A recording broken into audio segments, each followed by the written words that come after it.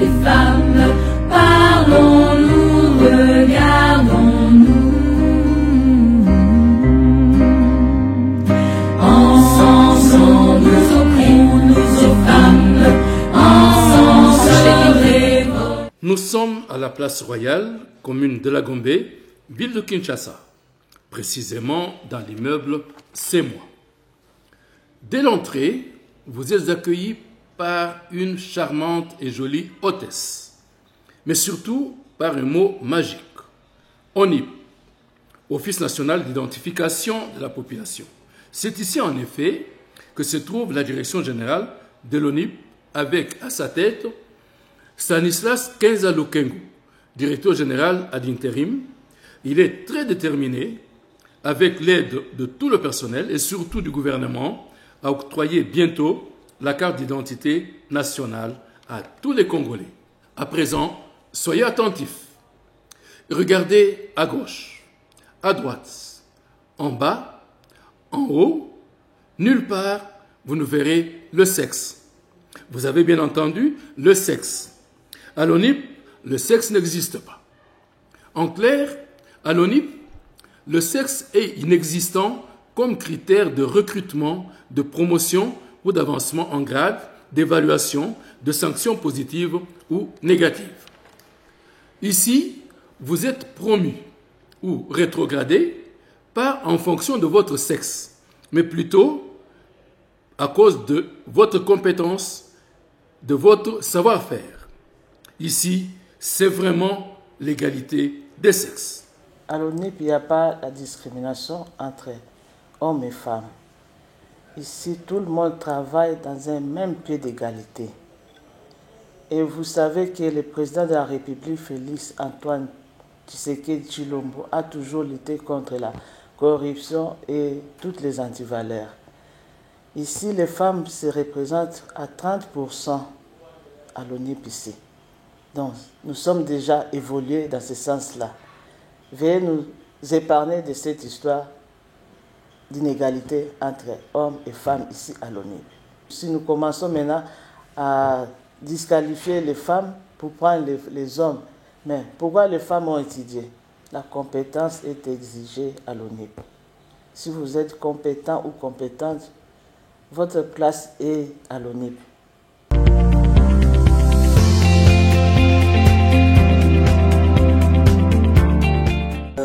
Le 8 mars tire ses origines dans les luttes et manifestations ouvrières en Amérique du Nord et en Europe. Et en 1917, la grève ouvrière de Pétersbourg met définitivement en place la journée du 8 mars. Il faudra attendre 1977 pour que les Nations Unies officialise la journée du 8 mars. Ainsi, la femme n'a pas que des obligations, elle a aussi des droits. Mais la question qu'il faut se poser, c'est que est-ce que la femme connaît ses droits? La femme a le droit de vivre libre de toute violence et de toute discrimination. Elle a le droit de vivre en bon état de santé mentale et physique. La femme a le droit de travailler et d'avoir un revenu égal. La femme a droit à la sécurité. Elle a droit de se mouvoir librement. Elle a droit d'acquisition, c'est-à-dire elle peut avoir des titres fonciers. Elle a droit à l'éducation. Et je dirais que cette dépravation qu'on rencontre sur le terrain chaque année, le 8 mars, particulièrement en République démocratique du Congo, est une résultante du manque d'information. En majorité, les femmes n'ont pas la bonne information. Et moi, je proposerais qu'on commence à donner cette information depuis la base, c'est-à-dire à la jeune fille qui est sur le banc de l'école et celle qui est à l'université, que ses instructrices et ses instructeurs lui apprennent ses droits. Mais en ce qui concerne le pagne, c'est dommage qu'on puisse réduire la journée du 8 mars à une journée du pagne. Bien que le pagne fait partie de l'habillement de la femme africaine en général et de la femme congolaise en particulier, il n'y a aucun mal que la femme congolaise s'habille en pagne le 8 mars. Mais il se pose un problème quand on commence à institutionnaliser le port du pagne ce jour-là et à transformer cette journée en une journée commerciale. C'est-à-dire que toutes les femmes doivent acheter un pagne pour pouvoir porter le 8 mars. Et c'est le combat que nous devons continuer à faire et ne pas tomber dans la dépravation des mœurs.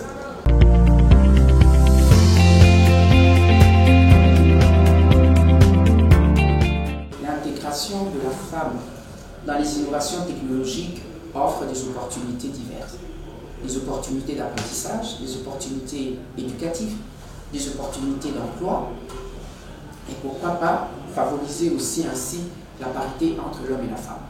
Parce que nous le vivions tous les jours, nous savons qu'il y a des stéréotypes qui existent où on dit que la femme ne peut pas faire de grandes études.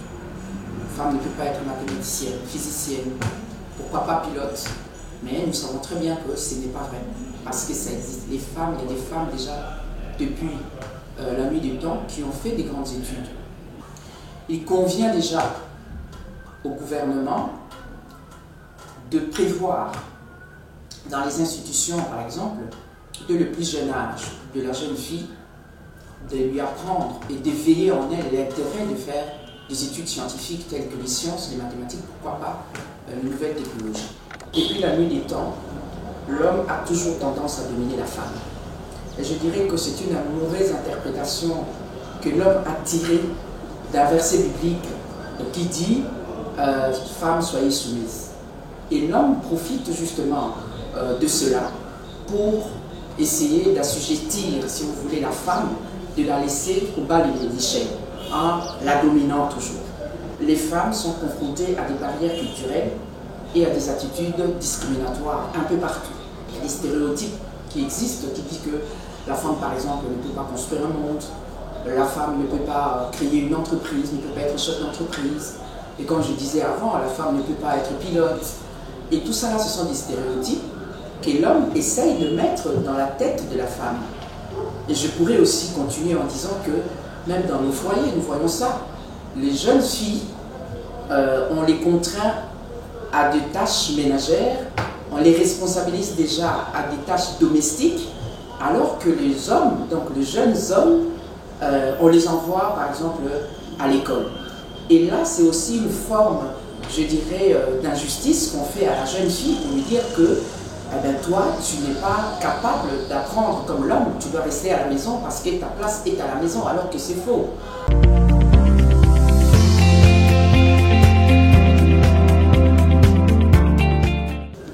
L'utilisation de téléphone par rapport à l'amélioration des conditions de la vie d'une femme joue un rôle très important aujourd'hui.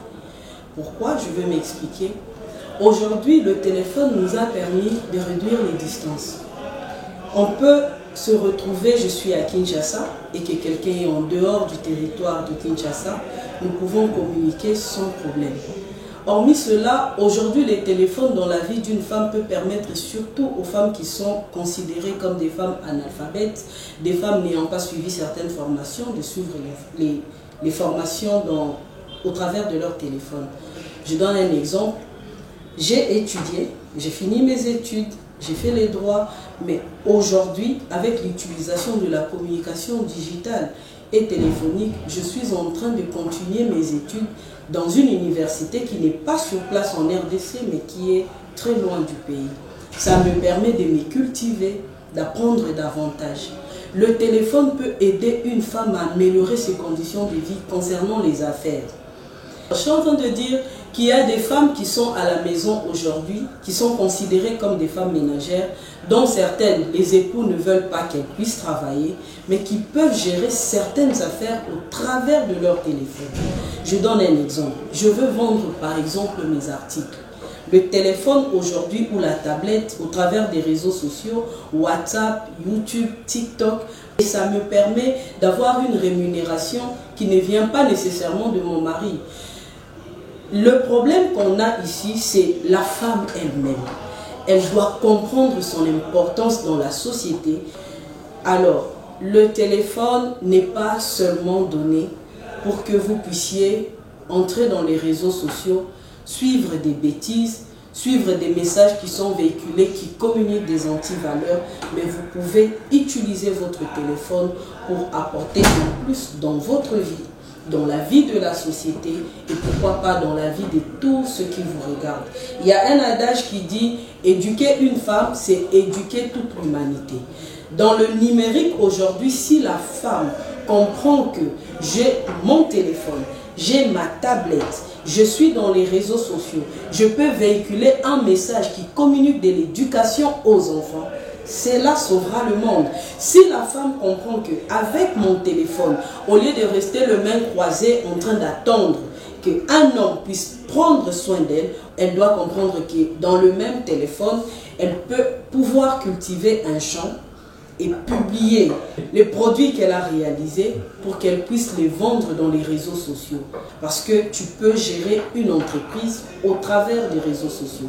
Tu peux gérer une entreprise en étant chez toi à la maison, en train de t'occuper de tes enfants, en train de prendre soin de ton mari, mais tu es en train de gérer toute une entreprise. Nous sommes en train aujourd'hui de pleurer tout le temps l'égalité des sexes.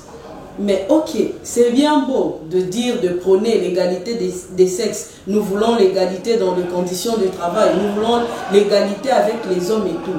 Mais nous devons être capables de démontrer que nous sommes capables d'apporter aussi dans cette société congolaise, je cite, parce que nous sommes au Congo, l'amélioration de la société. Et quand tu n'arrives pas à les comprendre, tu entres dans ce qui se passe aujourd'hui dans les réseaux sociaux, suivre tout le temps des antivaleurs, suivre des sites pornographiques. En tout cas, ce n'est pas pour ça que la femme a été créée.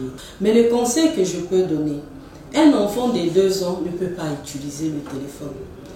Un enfant de 2 ans peut rester connecté au téléphone, mais en tant que mère, ok, d'accord, vous devrez vous rassurer qu'est-ce que l'enfant suit dans le téléphone.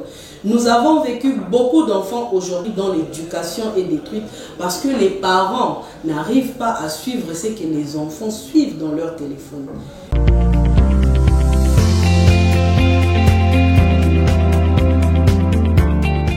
Le NIP, qui est un établissement public doté de la personnalité juridique, il a un caractère technique. Il a pour mission l'identification systématique et effective de la population. La constitution du fichier général de la population et l'octroi de la carte d'identité nationale. L'identification de la population ne se fera pas de façon manuelle. On va passer par le prélèvement de données biographiques et biométriques de la population. Le NIP va identifier de façon biométrique. Deuxièmement, ces données qui seront transférées dans le fichier général de la population, ça ne se fera pas via un téléphone ou un coup de fil. Donc, l'ONIP, pour l'accomplissement de ces missions, aura besoin de recourir aux nouvelles technologies. Alors, à la question de savoir si il tient compte de l'égalité des sexes, je dirais oui. Le kit sera utilisé et par les hommes et par les femmes. Tout ce travail que je viens de citer, le traitement, l'encodage, la transmission de données, ce qui sera fait par les techniciens. Il y aura des femmes, des techniciennes, et nous avons beaucoup de femmes techniciennes ici, qui sont capables de le faire. Notre loi fondamentale, qui est la Constitution de la République, prévoit l'égalité des sexes. Prévoit l'égalité des sexes entre l'homme et la femme. Moi, je crois aussi que le grand problème se trouve au niveau de la femme. On peut bien beau créer des lois, on peut promulguer des lois, on peut avoir tout un tas de lois. Mais si la femme ne prend pas conscience, si la femme ne se dit pas, voilà, mes droits, je dois me battre pour mes droits ne se limitent pas au mois de mars. Parce que je vois chaque année, le mois de mars est le mois où on sent vraiment plus la voix féminine. Il y a des ateliers par-ci par-là, il y a des formations, il y a des missions. Et si la femme se disait, bon, voilà, ça ne se limite pas seulement par là. Je vais agir même après le mois de mars.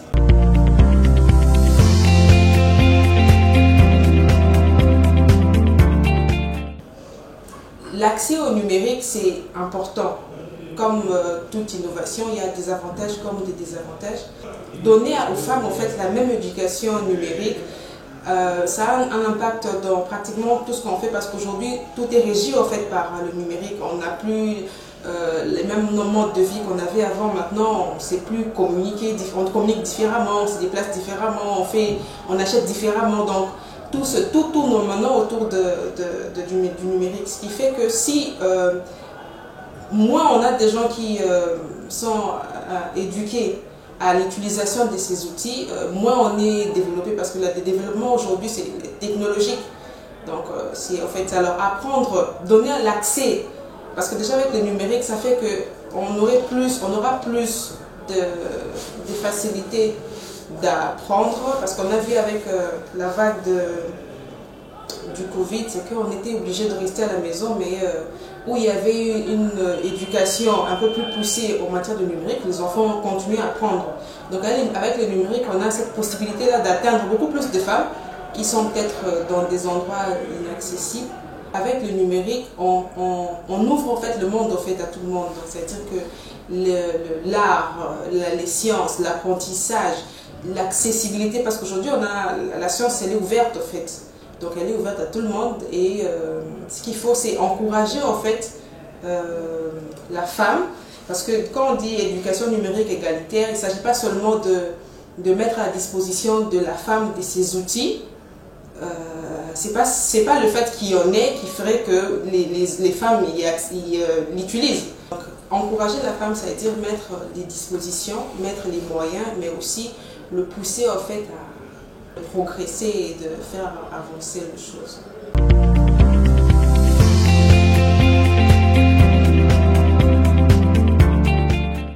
La femme dans notre société a un grand rôle à jouer dans la vie de beaucoup de foyers. Et je dirais que l'identification d'une personne commence par sa naissance. Pourquoi? Parce que c'est la maman qui donne naissance à l'enfant et puis elle fait établir le certificat de naissance à la maternité. Et plus tard, quand l'ONIP procède à l'identification de la population, c'est encore la femme qui possède les informations nécessaires à mettre sur la carte, sur la fiche, dans le bureau de l'identification de la population. Pourquoi? Parce que généralement, nous savons que les papas ne connaissent pas la date de naissance des enfants et c'est la femme qui connaît ces informations-là. Pour la sensibilisation, c'est encore la femme qui s'élève pour sensibiliser ou pousser ses enfants à aller dans les bureaux pour aller se faire identifier. Généralement, les papas sont distraits, par moments ils sont trop pris, ils sont dans beaucoup de choses. Voilà pourquoi je pourrais vous dire et vous certifier que la femme dans notre société joue un très grand rôle dans l'identification de la population. Je dirais que la maman peut sensibiliser fortement. Pourquoi? Parce que c'est elle qui passe tout le temps avec les enfants, qui les amène à la vaccination. C'est la maman qui amène l'enfant à l'hôpital. Bon, je ne dirais pas que les papas ne le font pas. Par moment, il y a des papas qui le font. Il y a des papas responsables qui prennent leurs enfants en charge, qui prennent les soins de leurs enfants. Nous voyons même qu'il y a des papas qui ne connaissent même pas le nom de leurs enfants. Pour appeler l'enfant, il peut dire l'autre là, comment il s'appelle encore? Mais c'est la maman qui côtoie les enfants, qui est tout le temps avec les enfants. Donc la maman a cette facilité-là de faire la sensibilisation. Pourquoi? Parce que les papas sont beaucoup trop pris. Les papas sont occupés avec leur boulot et tout. Donc ils ne passent pas beaucoup de temps avec les enfants. Ils reviennent par moments très tard le soir quand les enfants dorment déjà. Donc ils ne savent même pas ce qui s'est passé la journée. Donc c'est la maman qui est là à côté de ses enfants.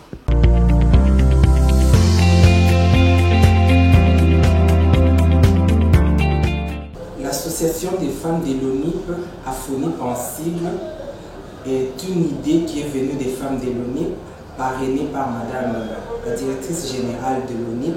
Les femmes de l'ONIP ont décidé de mettre en place une structure de femmes qu'on appelle Association des femmes de l'ONIP, avec l'accompagnement de notre comité de gestion.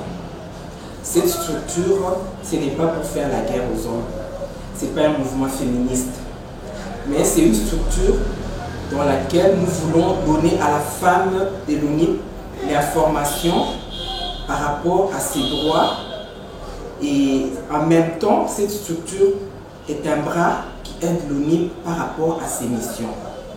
Donc, la FONIP n'est pas née pour combattre les hommes, la FONIP n'est pas née pour faire un mouvement féministe, mais la FONIP est née pour donner à la femme l'occasion d'apprendre par rapport aux droits de la femme et d'élargir ses connaissances en participant à des conférences, à des manifestations à caractère culturel et social, aussi à faire des formations de remise à niveau. Donc, la FONIP, en résumé, c'est une association qui aide les femmes de l'ONIP et qui soutient les autorités de l'ONIP dans l'accomplissement des missions de l'ONIP. C'est donc clair et net, la communauté internationale insiste pour la femme sur la maîtrise du numérique, du digital et des nouvelles technologies. Et cela pour une éducation égalitaire. À l'ONIP, ce problème ne se pose pas. À l'ONIP, il n'y a pas de sexe comme critère d'avancement en grade et de promotion. Seule votre compétence compte. Homme ou femme, vous êtes sur le même pied d'égalité. Reconnaissons-nous les femmes, parlons-nous, regardons-nous. Ensemble nous offrons, nous offrons.